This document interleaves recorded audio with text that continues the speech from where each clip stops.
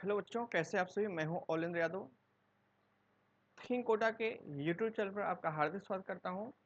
मैं आपको LT grade के साइंस बैच को पढ़ाने वाला हूं, जिसमें हम फिजिक्स का डेमो लेक्चर शुरू कर रहे हैं। हम आज शुरू करेंगे वेक्टर फिजिक्स, या इसे कहा जाता है वेक्टर अलजेब्रा। मैथमेटिक्स में वेक्टर मैथमेटिक्स कहा जा सकता है, वेक्टर इंटीग्रल कहा जाता है, बहुत सारे नाम हैं इसके। बट वेक्टर का बड़ा इंपॉर्टेंट रोल होता है हमारी पूरी फिजिक्स में। अगर हमें वेक्टर को सॉल्व करना नहीं आता है तो हम समझ लो हमारे लिए फिजिक्स आधी की अधूरी रह जाएगी। तो हम लोग बच्चों शुरू करने वाले हैं फिजिक्स के मैकेनिक्स का। पहले यूनिट जानते ही आप, फिजिक्स में मैकेनिक्स है, और मैकेनिक्स का पहला पार्ट तो यूनिट एंड डायमेंशन है, दूसरा वेक्टर है। यूनिट एंड डायमेंशन हम लास्ट में पढ़ेंगे, और इसका एग्ज़ाम जैसा कि आयोग ने कहा है कि अक्टूबर तक के आसपास हो जाएगा, लास्ट सप्ताह में होगा। तो इसलिए हम लोग मन से और लगन से चीज़ों को पढ़ेंगे और सिलेबस को जल्दी से ख़त्म करेंगे। ओके बच्चों, चलिए शुरू करते हैं आज की क्लास। ठीक है, चलो शुरू करते हैं। देखो हमारे पास हम लोग सबसे पहले आज वेक्टर का इंट्रोडक्शन समझने वाले हैं। वेक्टर का इंट्रोडक्शन मतलब कि वेक्टर है क्या।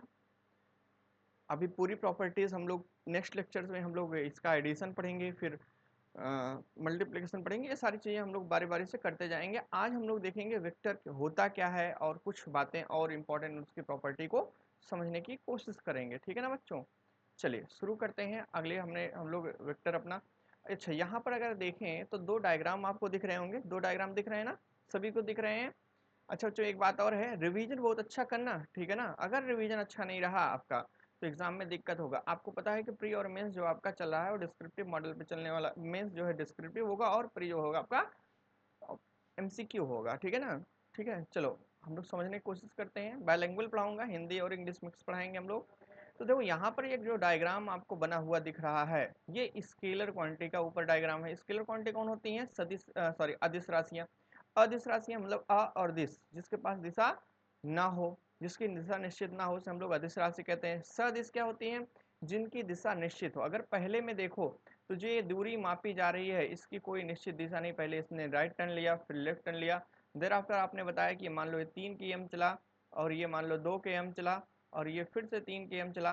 तो ओवरऑल कितना उसने डिस्प्लेसमेंट किया, सॉरी उसने कितना दूरी तय किया है? 3 3 6 2 8 किलोमीटर चला, ठीक है। उसी प्रकार से अगर देखें दूसरे में वेक्टर क्वांटिटी है, ये सदिश है। सदिश कौन होते हैं? वे राशियां जिनके पास परिमाण और दिशा दोनों होती है, ठीक है, उसे हम लोग सदिश राशि कहते हैं। अभी और इसको डीप समझेंगे चीज़ों को, ठीक है। यही सफिशिएंट कंडीशन नहीं है, अभी हम लोगों को वो बातें समझना है ना बच्चों, ठीक है। चलो यहाँ पर अगर आप देखो तो अगर सिंपली हम इसे डिफाइन करें तो ये भी कोई गलत नहीं होगा। वेक्टर जो होता है, इनिशियल और फाइनल पॉइंट के बीच की जो स्ट्रेट लाइन होती है उसे हम लोग क्या कहते हैं? वेक्टर कहते हैं, अर्थात उसे हम लोग सदिश कहते हैं, ठीक है ना। सदिश में क्या होता है? डायरेक्शन हमें पता होती है, और उसका जो लंबाई होता है, उस लाइन की लंबाई जो होती है फाइनल और इनिशियल के बीच की, उसे हम लोग उसका परिमाण कहते हैं। क्लियर रहेगा ना बच्चों? ठीक है, समझ पा रहे हैं ना? ठीक है, अभी मेन कंटेंट तो है नहीं, धीरे धीरे आप चीज़ों को समझते चलेंगे, है ना। ये तो बिल्कुल सा बेसिक था, एकदम से बेसिक है। चलो यहाँ पर परिभाषा है हमारे पास वेक्टर की, ठीक है।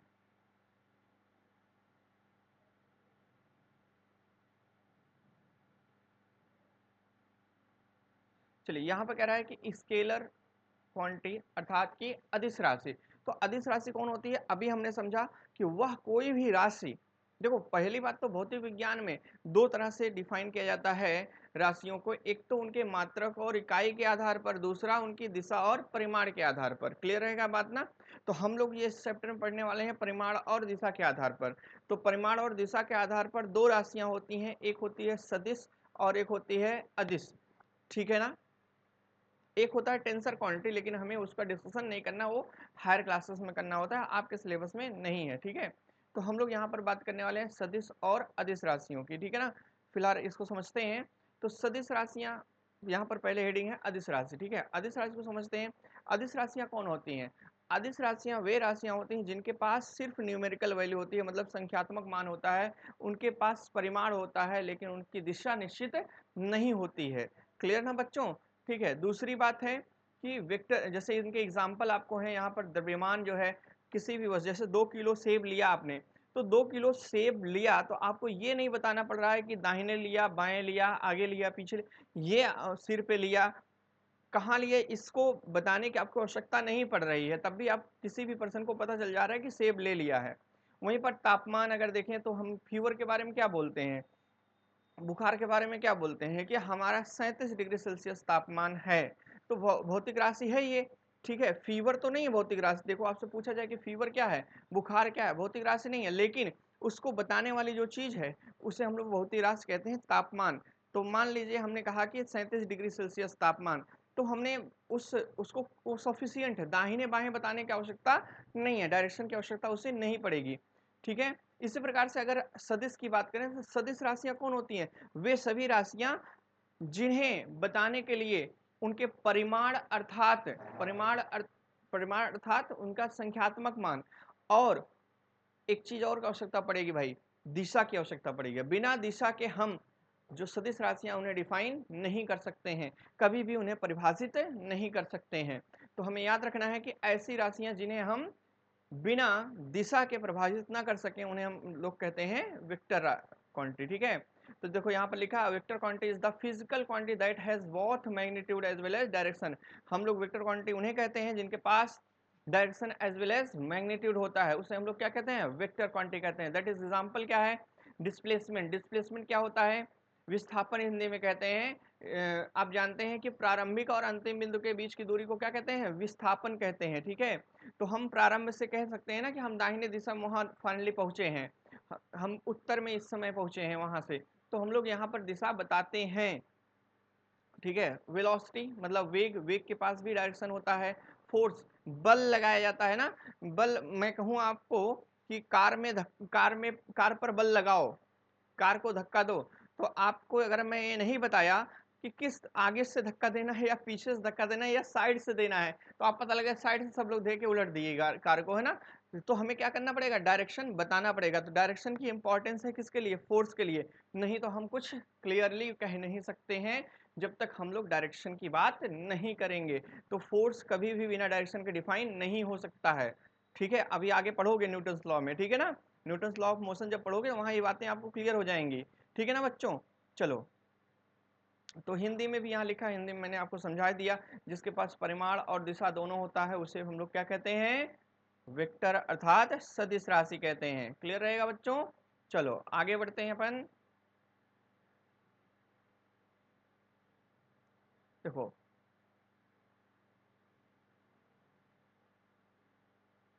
आगे बढ़ने से पहले आपको मैं थोड़ा सा अपने कोर्स का डिटेल दे देता हूँ। तो एलटी ग्रेड का जो बैच है हमारा साइंस का, ठीक है, साइंस का जो बैच है वो हमारे ऐप पर भी चलेगा, ठीक है ना। ऐप पर आप खरीद सकते हैं, जहाँ पर हम लोग डिटेल डिस्कशन करेंगे कोर्स का। और एक बात और है, अभी बताएंगे आगे आपको। अभी ये 1999 का है इसका ओरिजिनल प्राइस, और अभी ऑफर प्राइस चल रहा है 999 रुपये का, ठीक है। थिंक कोटा ऐप पर आपको ये पूरा कोर्स मिल जाएगा, तो गूगल प्ले स्टोर पे जल्दी से जाएं और थिंक कोटा ऐप डाउनलोड करें और कोर्स को खरीदें, ताकि आपको ऑफर मिल जाए। तो इस कोर्स में हम लोग क्या क्या पा जाएंगे, हम लोग इस कोर्स में पाएंगे डीपीपी। डीपीपी अर्थात डेली प्रैक्टिस पेपर। ये जो डेली प्रैक्टिस पेपर है ना, इसमें आपको एमसीक्यू अर्थात वस्तुनिष्ठ सवाल रहेंगे, ऑप्शन बेस्ड सवाल रहेंगे, और आपको डिस्क्रिप्टिव सवाल की भी प्रैक्टिस मैं अभी से कराना शुरू कर दूंगा आपको, ठीक है। वहीं पर आपको टेस्ट हर 15 दिन में होंगे, तो टेस्ट प्रत्येक 15 दिन में आपको मिलता रहेगा। और सीट मिलेगी, बड़ी इंपॉर्टेंट चीज है, ठीक है, सीट मिलेगी जिसमें आपको कुछ 100-150 क्वेश्चंस रहेंगे एमसीक्यू के, और आपके डिस्क्रिप्टिव के भी क्वेश्चन रहेंगे। तो पूरी कंप्लीट प्री और मेंस की तैयारी आपको आराम से अभी से हो जाया करेगी, ठीक है ना बच्चों। क्लियर है ना, ठीक है। सिर्फ 999 रुपये में आपको प्री और मेंस की पूरी तैयारी मिल जाएगी, ठीक है। चलो आगे बढ़ते हैं हम लोग, कोर्स का डिस्कशन ज़्यादा देर नहीं।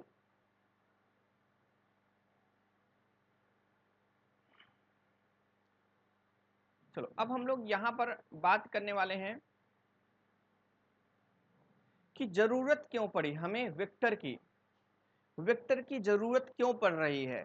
क्या बिना वेक्टर के भौतिक राशियों को डिफाइन नहीं किया जा सकता है, क्या यह आवश्यक है हमारे लिए। जबकि आपने पिछले चैप्टर्स में पढ़ा होगा, यूनिट एंड डायमेंशन अर्थात मात्रक और मापन चैप्टर में आप लोग पढ़े होते हैं कि भौतिक राशि हम उसे कहते हैं, भौतिक किसी भी भौतिक राशि को प्रदर्शित करने के लिए हमें दो चीजों की आवश्यकता पड़ती है। उस भौतिक राशि की न्यूमेरिकल वैल्यू अर्थात संख्यात्मक मान, अर्थात हम उसे एक परिमाण कह सकते हैं, और उस राशि का जो इकाई है उसकी आवश्यकता पड़ती है। जैसे अगर आपने लिखा 5 kg, 5 kg, ये मास को दर्शा रहा है ना, द्रव्यमान को दर्शा रहा है, ठीक है। 5 kg, 5 kg अगर कोई सामान को आपने कहा कि मैंने 5 kg सेब लिए, मैंने 5 kg सेब लिए, तो क्या ये जो सेब है इसको बताने के लिए हमें दिशा की आवश्यकता पड़ रही नहीं पड़ रही है।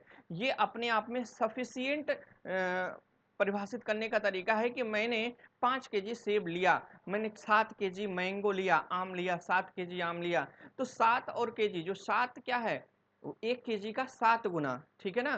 तो 7 उसमें क्या है, न्यूमेरिकल अर्थात उसका परिमाण मात्रा है, और केजी उसकी इकाई है, ठीक है। तो ऐसी कुछ राशियां हैं जिन्हें हमें डिफाइन करने के लिए दिशा की आवश्यकता तो नहीं पड़ेगी, वो अपने आप में डिफाइंड होती हैं। लेकिन बहुत सारी ऐसी राशियां होती हैं जो प्री डिफाइंड नहीं होती हैं, उनको डिफाइन करने के लिए, उन्हें परिभाषित करने के लिए हमें दिशा की आवश्यकता पड़ती है भाई।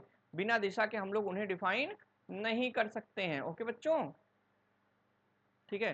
तो बहुत सारी राशियां ऐसी हैं जिनको डिफाइन करने के लिए हमें आवश्यकता तो पड़ ही जाएगी, ठीक है। आवश्यकता किनको डिफाइन करने के लिए हमें दिशा की आवश्यकता पड़ती है, वे क्वांटिटी जो वेक्टर होती हैं अर्थात सदिश होती हैं। तो कौन सी राशियां सदिश होती हैं इसको समझते हैं, है ना।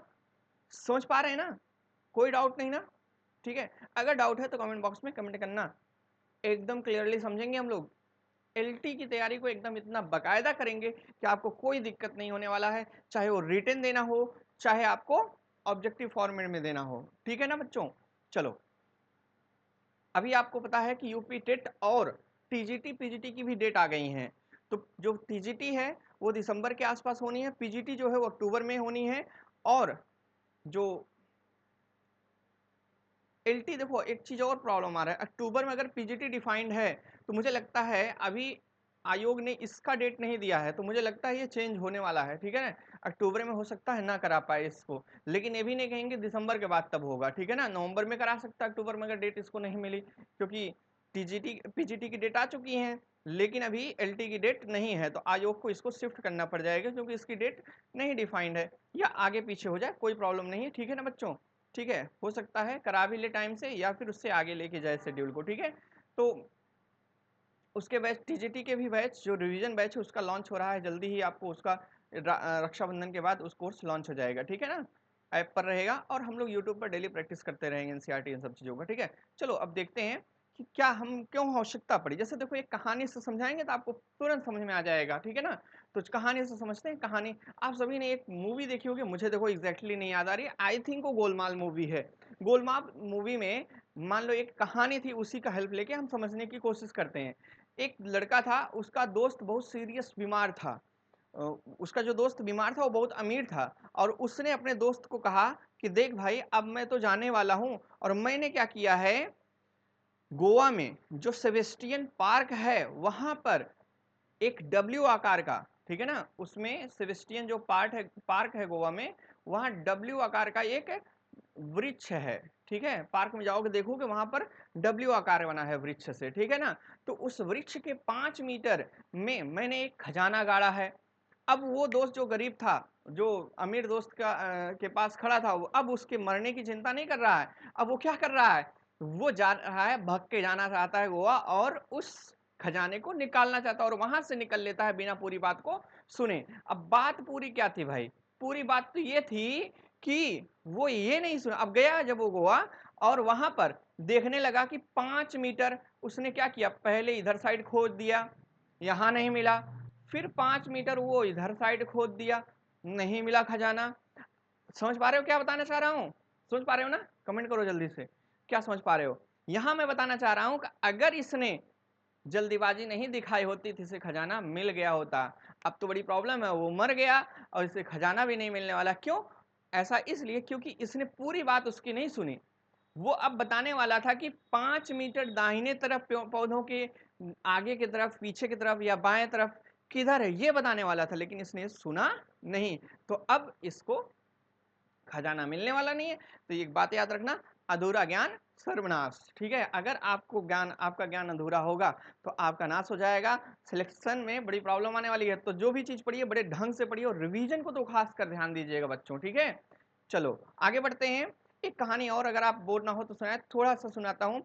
एक लड़का था, वो उसको भूख लग गई थी मान लो, और वो जा रहा है चौराहे से जलेबी खरीदने। अब वो, ये देखो मैं जहाँ प्लस बनाया वहाँ इस पॉइंट पर पहुंचा है और यहाँ पे मिठाई की दुकान है। ठीक है, ये मिठाई की दुकान जो है वो 2 किलोमीटर पर है चौराहे से, 2 किलोमीटर पर चौराहे से है।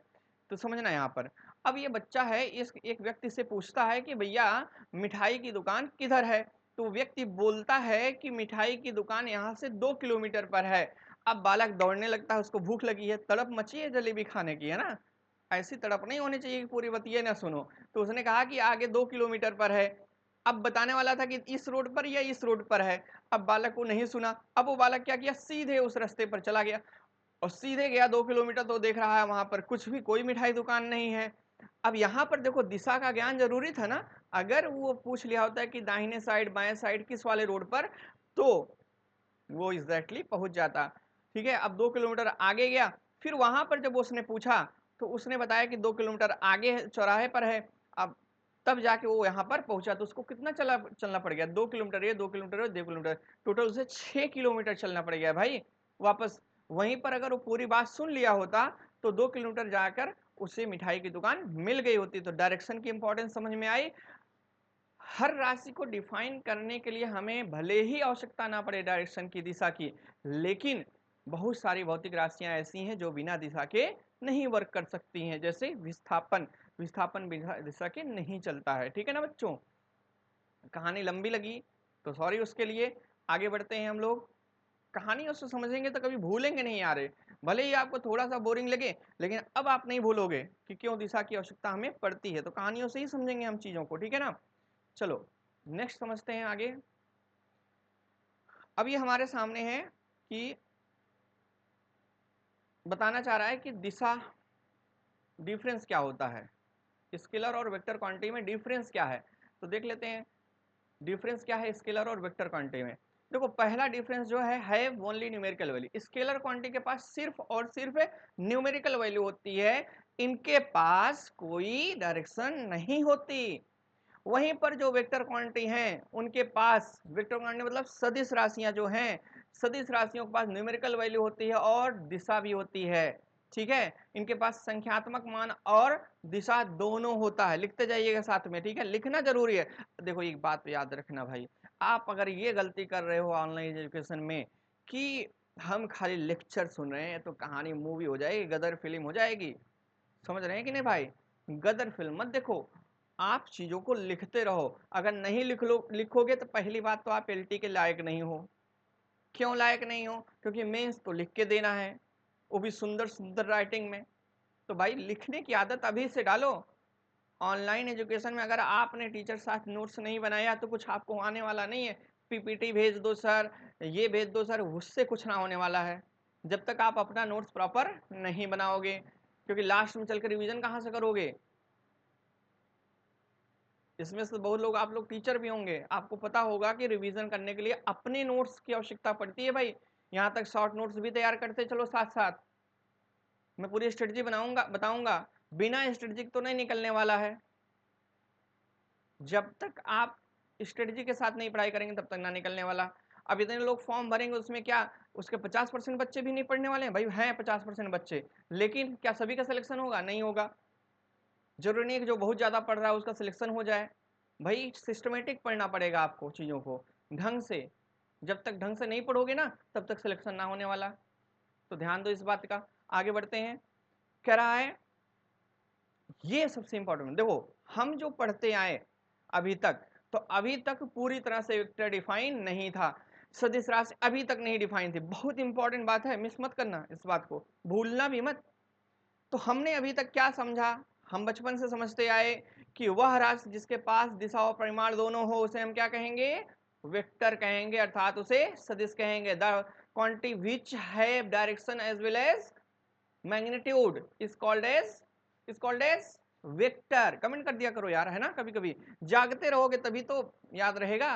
कमेंट करने से एक्टिविटी होती रहेगी। आप शांति सुनोगे, सो जाओगे, माइंड तो सो जाएगा थोड़ी देर बाद कहानी सुनते सुनते, है ना। तो कहानी मत बनाओ, लिखते रहो, कमेंट करते रहो, दिमाग में ही बोलो, मन में ही बोलो, जरूरी नहीं है कमेंट करना। कमेंट करने का मतलब ये होता है कि मन में बोल लो उस बात को, ठीक है। तो तीसरी बात क्या है, बिना तीसरी बात के कभी भी सदिश राशि डिफाइन नहीं हो सकती है। तो तीसरी राशि बात कौन सी है कि जो वेक्टर क्वांटिटी होती हैं, सदिश राशियां होती हैं, वेक्टर लॉ ऑफ एडिशन को फॉलो करती हैं।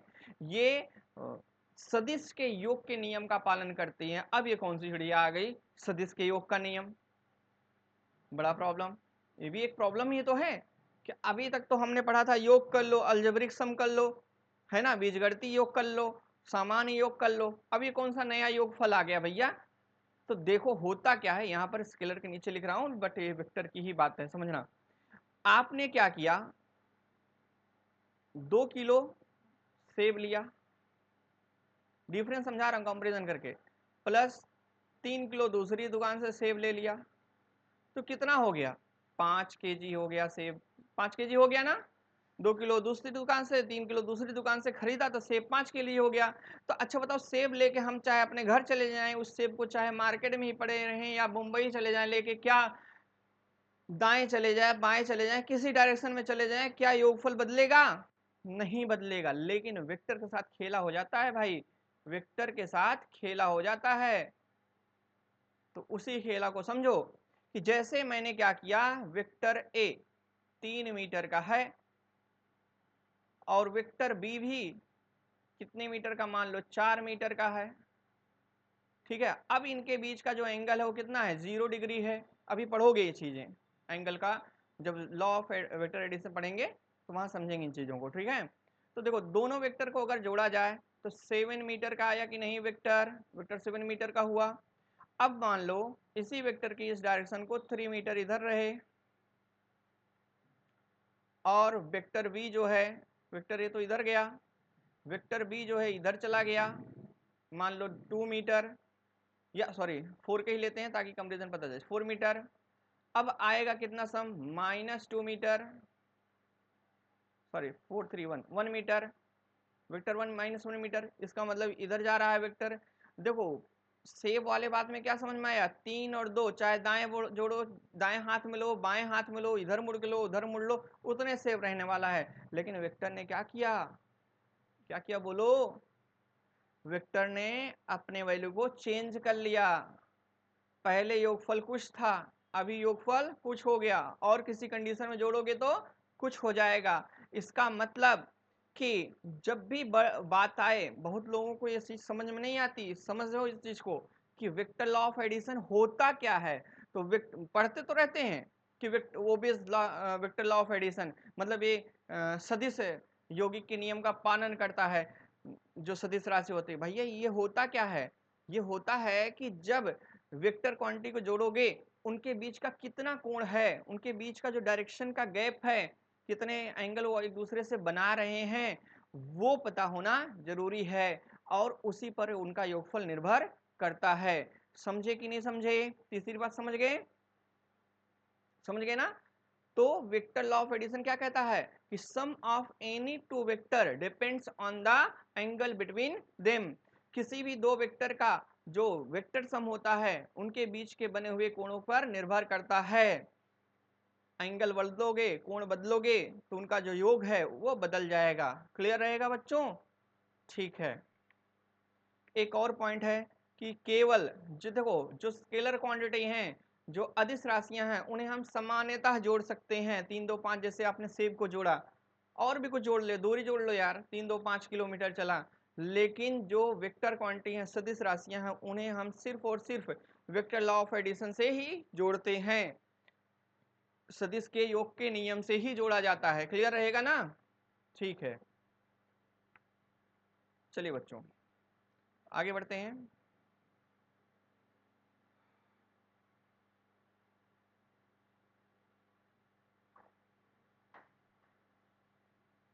वही चीज बताने के लिए, अब देखो ये नोट पॉइंट जो है ना, ये बड़ा इंपॉर्टेंट है भाई, है ना।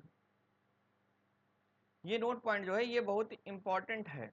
All vector quantity have direction, सभी सदिश राशियों के पास क्या होती है, दिशा होती है, याद रखना। but all the quantity which have direction are not must be vector।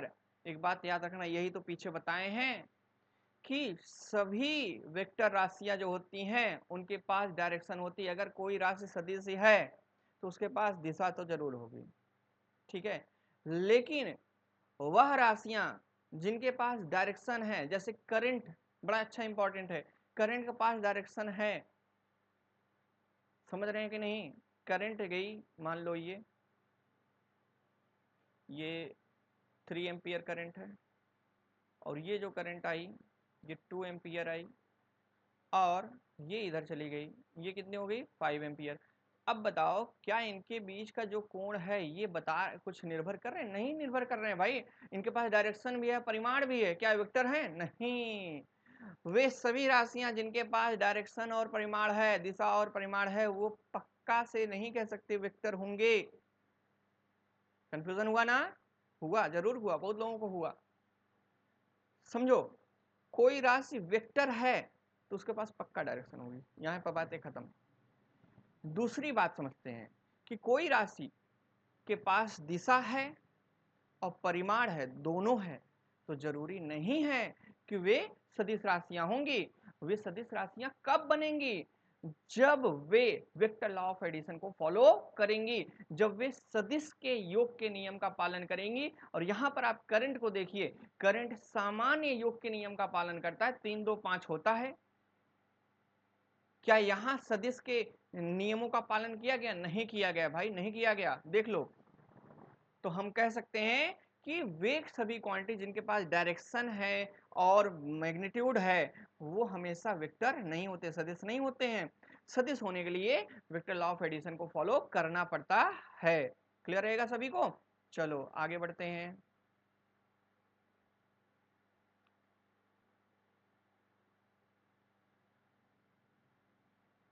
अब हम लोग डिफाइन करने वाले हैं रिप्रेजेंटेशन ऑफ वेक्टर, सदिश का निरूपण। सदिश को कैसे दिखाया जाता है, कैसे लिखा जाता है, ये बताना है हमें, ठीक है। तो देखो जो सदिश है ये इसका क्या है? टेल एंड है। कोई भी सदिश जो होता है ये पीछे जो दिखता है वो क्या होता है? उसका टेल एंड होता है, और ये जो होता है वो हेड होता है, ठीक है। अब यहाँ पर जो आपको दिखाया गया है 5 न्यूटन ईस्ट, तो इसमें जो आगे की तरफ है इसका हेड है और ये टेल है। तो क्या आप बताओ बार बार इनको ऐसे लिख पाओगे? फोर्स को बताओगे ऐसे बना के कि जो फोर्स लग रहा है 5 न्यूटन ईस्ट लग रहा है, ऐसे बनाओगे एरो बना के? नहीं। तो इसीलिए हमने शॉर्टकट ढूंढा। जो हमारे मैथमेटिशियन थे, फिजिशियन थे, उन्होंने, फिजिसिस्ट थे, उन्होंने ये नियम खोजा कि हम वेक्टर जो है, अब इतना बार, अब मान लो क्या हुआ कि मान लो इधर फोर्स लगा नीचे की तरफ 3 न्यूटन का। आप बताओ यार बार बार डायग्राम बनाओगे आप? नहीं ना, ठीक है। तो हमने कहा कि ये डायरेक्शन बताने के लिए नहीं, तो हम लोग क्या कहेंगे कि फोर्स जो है उस पर अगर हमने एरो लगा दिया, ये रिप्रेजेंटेशन का तरीका, इसका शॉर्टकट है, शॉर्ट में रिप्रेजेंटेशन का तरीका है वेक्टर के, ठीक है ना। तो अगर हमें रिप्रेजेंट करना है तो हम इस तरह से, बार बार उसको कौन एरो बनाएगा? नहीं बनाया जा सकता बार बार एरो, ठीक है। तो हम कैसे रिप्रेजेंट करेंगे?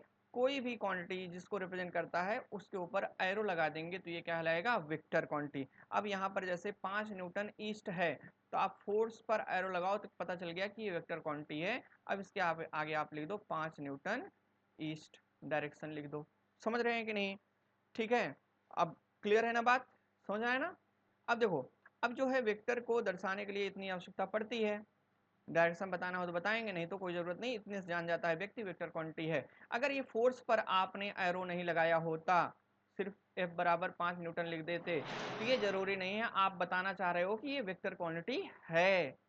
क्लियर है बात? ठीक है। तो कोई भी वेक्टर क्वांटिटी को रिप्रेजेंट करने के लिए, उसका निरूपण करने के लिए उसके ऊपर हम लोग एरो लगा देते हैं छोटा सा, ठीक है। ठीक है। अब इसके मैग्नीट्यूड को अगर बताना है तो मैग्नीट्यूड बताने के लिए क्या करते हैं? मॉडुलस लगा देते हैं, वेक्टर पर क्या करते हैं? मॉडुलस।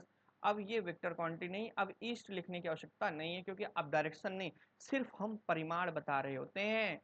और परिमाण को सिंपली हम मॉड अगर लगाने की इच्छा ना हो तो एरो हटा के F बराबर 5 न्यूटन।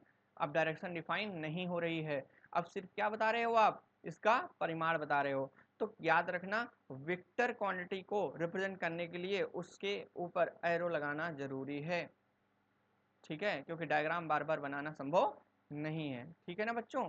चलो आगे बढ़ते हैं, ये छोटी सी बात थी, मुझे लगता है सभी को समझ में आ रहा है, बिल्कुल बेसिक बातें चल रही हैं। मुझे लगता है कि ये सारी बातें आपने 11th क्लास में पढ़ी होगी और बहुत अच्छे से पढ़ी होगी, भूल गए हो तो फिर से रिवीजन कर लें हम जो पढ़ा रहे हैं। चलो अब हम लोग डिस्कस करने वाले हैं डायरेक्शन ऑन प्लेन। तो प्लेन पर डायरेक्शन क्या होती है, प्लेन पर हमारे ये डायरेक्शन होती है, किस तरह से पढ़ी जाती है उस हिसाब से वेक्टर को पढ़ना मैं बताऊंगा आपको, ठीक है ना।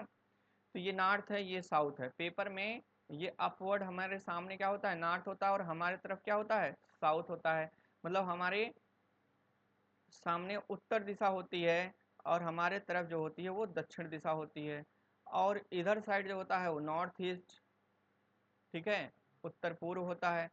ये पूर्व है आपका, ये पश्चिम है, ठीक है। अब जो मेन हम पढ़ना चाह रहे हैं ये 45 डिग्री पे होती हैं, सारे जो डायरेक्शन होती हैं 45 डिग्री पे होती हैं, ठीक है, ठीक है।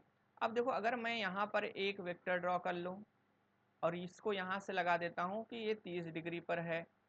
अब अगर मैं इस डायरेक्शन को डिफाइन करने को कहूँ तो आप क्या कहोगे, इसे कहा जाता है north 30 degree north of east, पूर्व के दक्षिण की ओर, समझना, पूर्व के दक्षिण की ओर 30 डिग्री पर, दक्षिण से पूर्व की ओर नहीं, दक्षिण से पूर्व तो कितना है, सॉरी नॉर्थ ईस्ट, हाँ उत्तर, sorry sorry north east, north of east, मतलब पूर्व के उत्तर की ओर 30 डिग्री पर है वेक्टर, ठीक है ना। अगर नॉर्थ की तरफ से देखोगे तो क्या बोलना पड़ेगा, 60 डिग्री ईस्ट ऑफ नॉर्थ, मतलब 60 डिग्री उत्तर के पूर्व में, ठीक है। अभी मैं यहाँ पे अगर मान लो दिखाता हूँ बना के, ठीक है, यहाँ पर, और यहाँ मैं इसको कह देता हूँ ये 60 डिग्री का। अब इसे कैसे डिफाइन करोगे, इसे कहा जाएगा 60 डिग्री वेस्ट ऑफ नॉर्थ, समझ पा रहे हो कि नहीं, वेस्ट ऑफ नॉर्थ, मतलब 60 डिग्री पश्चिम उत्तर के, ठीक है। सभी को दिशा पढ़ना आ गया, इंपॉर्टेंट है ये, समझना जरूरी है भाई, दिशा नहीं आएगा तो गड़बड़ा जाओगे, दिशा पढ़ना आना चाहिए। जैसे मैं यहाँ बना रहा हूँ, देखना ये 30 डिग्री, फिर से आप डिफाइन करके देखो, इसको डिफाइन कैसे किया जाएगा, 30 डिग्री जहां से कोण नापा जाता है उसको उसके सापेक्ष देखा जाता है, south of west, 30 degree south of west, Hindi में अगर इसे बोलना चाहें तो पश्चिम के दक्षिण 30 डिग्री, पश्चिम के दक्षिण 30 डिग्री, समझ पा रहे हैं ना, ठीक है। अब दिशा समझना आ गया ना प्लेन पे सभी को, नहीं समझ पाए कमेंट करें, वापस रिव्यू कर लें, ठीक है, ये तो ऑनलाइन लेक्चर है, बैक तो कर ही सकते हैं, समझ लो बार बार देख के। चलो नेक्स्ट बात है थोड़ा सा,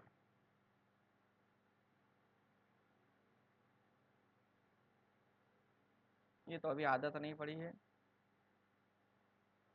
बार बार, ड्रॉ द फॉलोइंग, ओहो बुरा मत मानियो भाई,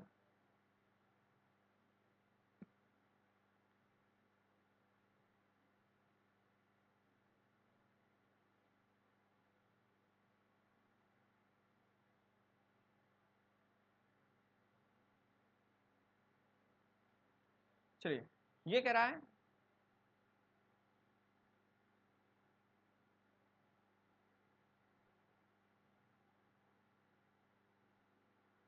draw the following vector, in vector को बताना है आपको, बना दिए हो ना अब तक, जब तक मैं तमाशा कर रहा था आप बना लिए कि नहीं बना लिए, बना लिए होंगे। 5 Newton 37 degree east of south, east of south, अगर मैं हिंदी में से बोलूं दक्षिण के पूर्व में कितना डिग्री, 37 डिग्री, दक्षिण के पूर्व में कितना डिग्री, 37 डिग्री। तो अगर मैं यहां बनाऊं तो ये जानते हैं नॉर्थ होता है, ये साउथ होता है, ये ईस्ट होता है, ये वेस्ट होता है। अब कह रहा है दक्षिण के पूर्व में, तो दक्षिण से देखना है और पूर्व की ओर जाना है, तो दक्षिण के पूर्व में, ये आपको जानते हो बहुत काम कहाँ आएगा, सीख लो। ये 1D मोशन बड़ा काम आता है, जब मोशन का जो पढ़ते हो मोशन की क्वेश्चन ना बोल देता है डिस्प्लेसमेंट निकालने के लिए, यहाँ से बड़ा इंपॉर्टेंट चीज है। तो ये 37 डिग्री यहाँ से कितना न्यूटन है, 5 न्यूटन है, पहला सवाल। दूसरा वाला भी इसी प्रकार से देख लो, आप कर सकते हो ना, 2 metre per second 30 degree west of north, west of north, west of north उल्टा पढ़ा जाता है हिंदी में, जो भी इंग्लिश में लिखा रहे। उत्तर के पश्चिम में 30 डिग्री, तो उत्तर यहाँ पर देखो जो, चलो ठीक है ये बनाते हैं, उत्तर इधर होता है, ये पश्चिम होता है, ये पूरब होता है और ये दक्षिण होता है। कह रहा है कि वेस्ट ऑफ साउथ, उत्तर के पश्चिम, उत्तर का पश्चिम, उत्तर का पश्चिम इधर जाना होगा ना, तो यहीं से बना लो 30 डिग्री पे, 30 डिग्री पर 2 मीटर पर सेकेंड, ठीक है ना। समझ में आ गया ना, एंगल बनाना, ठीक है, दिशा बनाना आ गया ना, बड़ा इंपॉर्टेंट है। ये सब जल्दी कोई बताता नहीं, देखो आप देख लो कहीं भी लेक्चर्स में देखो ये बातें डिस्कस नहीं हुई हैं, लेकिन सवालों को सॉल्व करने के लिए ये सारी चीज़ें आनी बड़ी ज़रूरी है, नहीं तो प्रॉब्लम आ जाएगी, आप भी प्रॉब्लम में आ जाओगे अगर इसकी समझ नहीं है।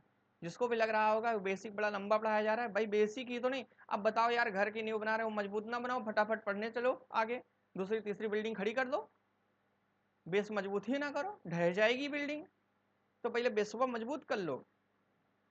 यहाँ तक मैं आपको बेसिक मैथ भी पढ़ाऊंगा ऐप्स पर, ऐप पर पूरा अच्छे से बनाएंगे, है ना, ठीक है। चलिए मैं अब इसको रफ करता हूँ, मैं रफ कर दिया, आप फेयर कर लिए होंगे, कर लिए कि नहीं कर लिए। एक तो यार दिमाग खराब कर दिया है, ये आदत नहीं पड़ी है, तमाशा हो जा रहा है। चलो नेक्स्ट क्या पढ़ना है देखते हैं। नेक्स्ट हमें देखना है important point related to vector, vector से संबंधित महत्वपूर्ण बिंदु। देखो यार बार बार तुम लिखो तब तक यार, मैं नहीं करूँगा, जाने दो, एक लास्ट अटेम्प्ट, चलो हो गया, लास्ट अटेम्प्ट हो गया, चलो ठीक है पढ़ते हैं, हंसी मजाक। चलिए कह रहे हैं कि important point related to vector, सदिश से संबंधित मुख्य मुख्य बातें हमें जरूर आनी चाहिए।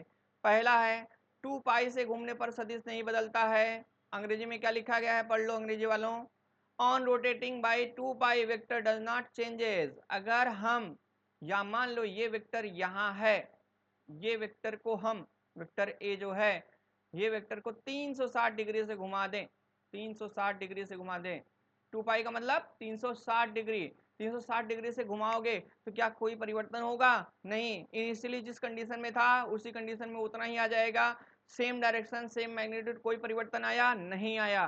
तो वेक्टर को अगर हम 2 पाई से घुमाएं तो उसमें कोई परिवर्तन नहीं आता है, पक्का ना, मेरी बात याद रहेगी, ठीक है बच्चों, गोल गोल घुमाने के बाद वहीं आ जाएं। सुबह का भूला शाम को घर आए, भूला कहलाता है, नहीं कहलाता, वही एक्स के साथ है, 360 डिग्री घूम गया वहीं पहुंच गया, तो भूला नहीं है, कोई चेंज नहीं माना जाएगा। चलो अगली बात है, a vector can be shift parallel to itself, एक वेक्टर को अपने समांतर शिफ्ट किया जा सकता है, आगे ले जा सकते हो। मान लो ये वेक्टर है, मान लो ए वेक्टर है, इसको पैरेलल ऐसे शिफ्ट कर दो, इस प्रकार से शिफ्ट कर दो, इस प्रकार से शिफ्ट कर दो, पीछे की तरफ ले जाओ, आगे की तरफ ले आओ, इधर ले आओ, चाहे इधर आप पैरेलल ऊपर नीचे दाएं बाएं, मतलब इसकी डायरेक्शन को घुमाना होना नहीं, ऊपर नीचे दाएं बाएं चाहे जैसे इसको करो, इसके परिमाण या वेक्टर में कोई परिवर्तन नहीं आने वाला, ठीक है। जैसे मैं बना के दिखाता हूं, मान लो ये वेक्टर ए है, इस वेक्टर को हम यहाँ शिफ्ट कर दें, वेक्टर ए ही कहलाएगा, यहाँ शिफ्ट कर दें, वेक्टर ए ही कहलाएगा, क्योंकि एट अ टाइम अगर इसका एंगल थीटा डिग्री है तो फिर से एक्स एक्सिस अगर इसके समांतर थीटा डिग्री होगा, ठीक, फिर से क्या होगा थीटा डिग्री, तो आपने परिवर्तन ही नहीं किया, पैरेलल शिफ्ट कर दिया उसको, तो पैरेलल शिफ्टिंग से वेक्टर के मान में कोई परिवर्तन नहीं होता है, पक्का? चमका कि ना चमका? चमका ना? ठीक है, कमेंट कर देना। कमेंट के बजाय मैं बोलता चाहता हूँ, मन में कमेंट कर ले भाई, जरूरी नहीं टाइप कर, लेक्चर पढ़ ढंग से, है ना। चलिए,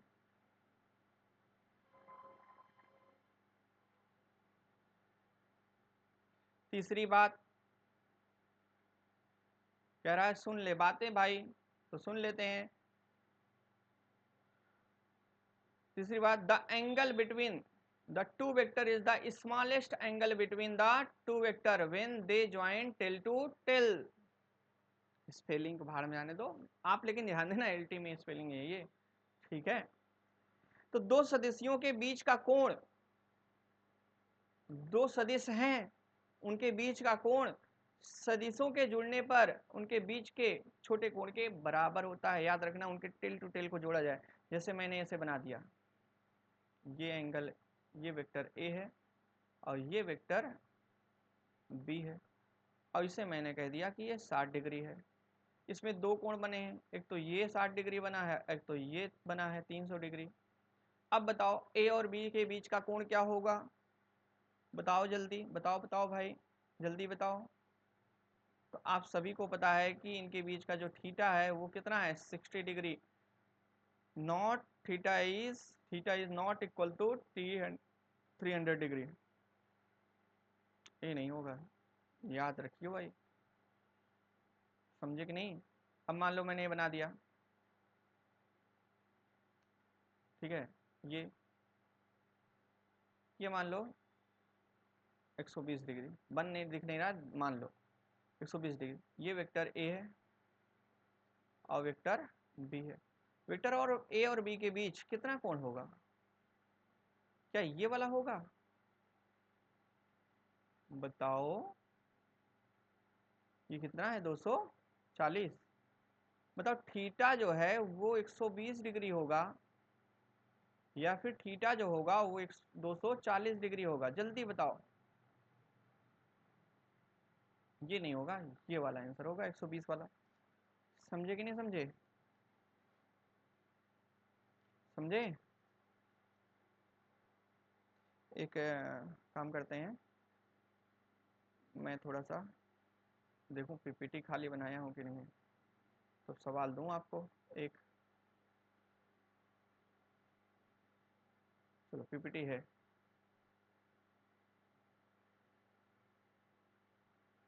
ये तो कल का लेक्चर है। चलो पीपीटी है, मैं बताता हूँ आप क्या बनाना है। ये देखो, ये प्रॉब्लम मेरे से अभी जल्दी जा नहीं रही है। जाएगी भाई, जाएगी, जाएगी ना, चली गई। चलो मैं एक प्रश्न लिखता हूँ, आप बताना। क्वेश्चन है, find the angle between vector A and vector be in different situations. मैं बना रहा हूँ सिचुएशन, ठीक है ना। ये मान लो वेक्टर ये है और वेक्टर ये, इसे वेक्टर ए कह देता हूँ, इसे वेक्टर बी कह देता हूँ, और यहाँ का जो कोण मैंने डिफाइन कर दिया 120 डिग्री। बताओ जल्दी, पहला। उसी प्रकार से दूसरा मैं बना देता हूँ।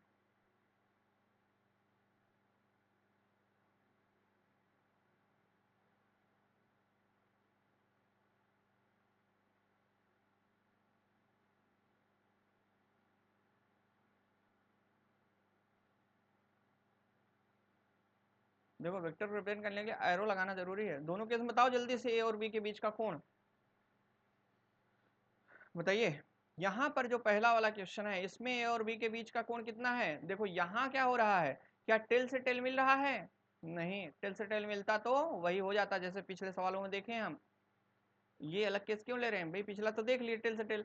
तो हम क्या करेंगे, पैरेलल शिफ्टिंग करेंगे। अभी पढ़े हो ना, पैरेलल शिफ्टिंग करने से कोई परिवर्तन नहीं आता है। समांतर आगे पीछे ऊपर नीचे ढकेलने से कोई परिवर्तन आता है वेक्टर में? नहीं। ढकेल दो, ढकेल दो जल्दी से ए को, या बी को नीचे ढकेल दो, कैसो करो, आपके ऊपर कोई दिक्कत नहीं है। तो आसान हमारे लिए क्या है, बी को ए को ढकेल देते हैं, ए को ढकेलते हैं, इधर ले आते हैं, ए को यहाँ लेके आए, वेक्टर ए हो गया ये।